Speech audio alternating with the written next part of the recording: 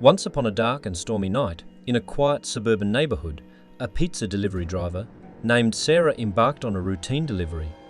She worked for Tony's Pizzeria, a local joint known for its delicious pizzas and speedy service. The rain poured relentlessly as Sarah navigated through dimly lit streets, her headlights cutting through the thick mist. She finally arrived at her destination, a seemingly abandoned house at the end of a desolate cul-de-sac. The porch light flickered eerily, casting long, menacing shadows. Sarah grabbed the pizza box, her heart pounding as she approached the door. A sudden flash of lightning revealed a cracked window, revealing something unsettling within the house. She shook off her unease, thinking it was just her imagination running wild. She knocked on the door, and it creaked open slowly. A shiver ran down her spine as she entered the dimly lit house. The air was chilly, and a faint smell of decay lingered. Sarah called out, "Pizza delivery," but received no response. Following the faint sound of eerie whispers, she cautiously moved further inside.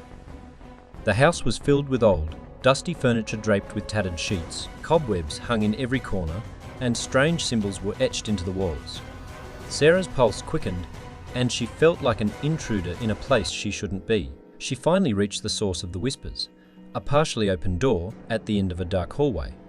She pushed it gently, revealing a room bathed in an eerie green glow.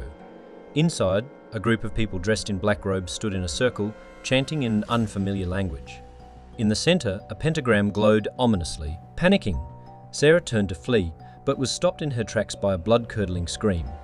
She watched in horror as a figure emerged from the shadows, its eyes filled with malevolence. It was the homeowner, a gaunt man with sunken eyes. He pointed a bony finger at Sarah and shouted, "You shouldn't have come here." The chanting grew louder, and the green glow intensified.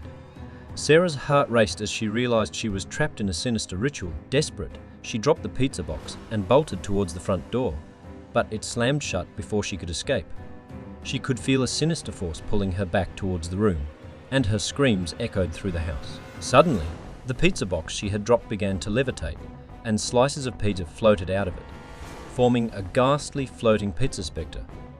The spectre glided towards the chanting cultists, who shrieked in terror as it circled them.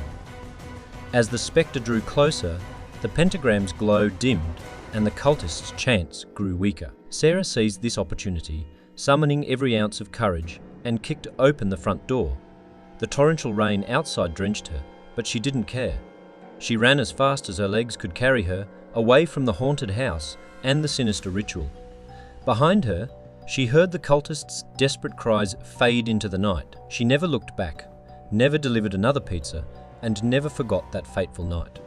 The legend of Sarah's harrowing pizza delivery spread throughout the town, a chilling reminder that some doors should never be knocked on, and some pizzas should never be delivered.